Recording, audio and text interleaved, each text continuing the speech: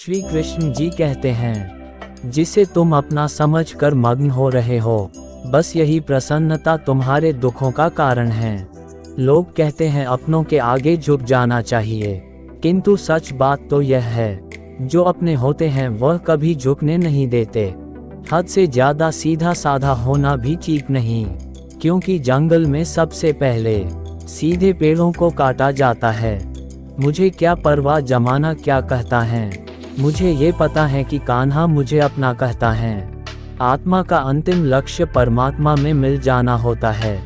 व्यक्ति या जीव का कर्म ही उसके भाग्य का निर्माण करता है। श्री कृष्ण जी कहते हैं, परिवर्तन संचार का नियम है। कल जो किसी और का था, आज वो तुम्हारा है, कल वो किसी और का होगा। जीवन में इतना तो संघर्ष कर लेना चाहिए कि अपने बच्चे का आत्मविश्वास बढ़ाने के लिए दूसरों का उदाहरण न देना पड़े। मुझे जानने का केवल एक ही तरीका है, मेरी भक्ति। मुझे बुद्धि द्वारा कोई न जान सकता है, न समझ सकता है। वह जो मृत्यु के समय मुझे स्मरण करते हुए अपना शरीर त्यागता है, वह मेरे धाम को प्राप्त होता है, इसमें कोई संशय नहीं है। श्री कृष्ण जी कहते हैं, जिस व्यक्ति को आपकी कदर नहीं, उसके साथ खड़े रहने से अच्छा आप अकेले रहें। जीवन में आधे दुख इस कारण जन्म लेते हैं, क्योंकि उनसे आशाएं बड़ी होती है। इन आशाओं का त्याग करके देखो, जीवन में सुख ही सुख है। आत्मा अमर है, इसलिए मरने की चिंता मत करो। जब लोग आपकी बुराई करें तो परेशान न हो, क्योंकि वे लोग आपको महत्व देने का कोई और तरीका नहीं जानते। सभी को सुख देने की क्षमता भले ही हमारे हाथ में न हो, किंतु किसी को देख न पहुँचे ये तो हमारे हाथ में ही है। आत्मा पुराने शरीर को वैसे ही छोड़ देती है, जैसे मनुष्य पुराने कपड़ों को उतार कर नए कपड़े धारण कर लेता है। मैं धरती की मधुर सुगंध हूँ, मैं अग्नि की उष्मा हूँ। सभी जीवित प्राणियों का जीवन और सन्यासियों का आत्म संयम भी मैं ही हूँ। जानने की शक्ति झूठ को सच से पृथक करने वाली जो विवेक बुद्धि है, उसी का नाम ज्ञान है। कल के लिए सबसे अच्छी तैयारी यही है कि आज अच्छा करो। मूर्ख ज्ञानियों से भी नहीं सीख पाते, और ज्ञानी मूर्ख से भी सीख लेते हैं। जो अपने हिस्से का काम किए बिना ही भोजन पाते हैं वह चोर हैं। नर्क के 3 द्वार हैं, वासना, क्रोध और लालच। जिंदगी के इस रण में खुद ही कृष्ण, खुद ही अर्जुन बनना पड़ता है। रोज अपना ही सारथी बनकर जीवन के महाभारत से लड़ना पड़ता है।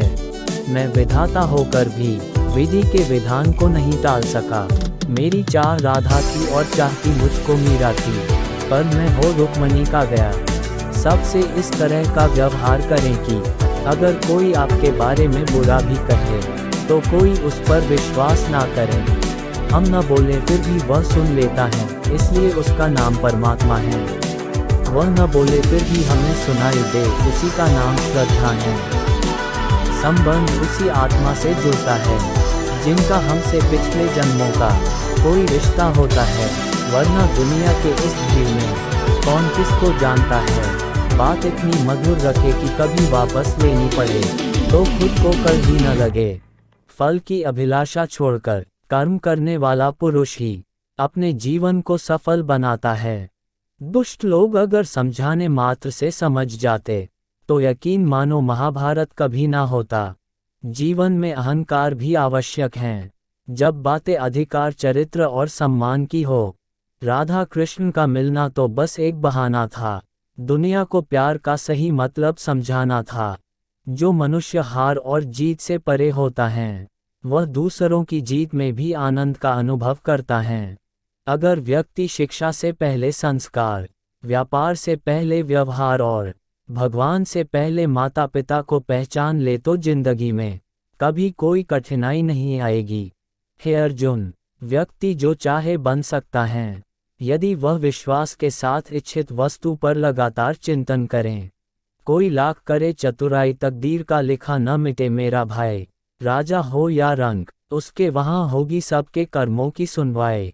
पूरे ब्रह्मांड में जुबान ही एक ऐसी चीज है जहाँ पर जहर और अमृत एक साथ रहते हैं। स्वार्थ संसार का एक ऐसा कुआं है जिसमें गिरकर निकल पाना बड़ा कठिन होता है। अच्छी किस्मत के लोग थोड़ा भी बुरा होने पर भगवान को कोसते हैं और बुरी किस्मत के लोग थोड़ा भी अच्छा होने पर भगवान का स्मरण और धन्यवाद करते हैं। लोग कहते हैं अपनों के आगे झुक जाना चाहिए, किंतु सच बात तो यह है, जो अपने होते हैं वह कभी झुकने नहीं देते। हद से ज़्यादा सीधा साधा होना भी ठीक नहीं, क्योंकि जंगल में सबसे पहले सीधे पेड़ों को काटा जाता है। मुझे क्या परवाह जमाना क्या कहता है, मुझे ये पता है कि कान्हा मुझे अपना कहता है। संसार के संयोग में जो सुख प्रतीत होता है उसमें दुख भी मिला रहता है, परंतु संसार के वियोग से सुख दुख से अखंड आनंद प्राप्त होता है। व्यक्ति या जीव का कर्म ही उसके भाग्य का निर्माण करता है। मौका प्यार का इजहार करने का, वरना डर तो हमें भगवान का भी नहीं लगता।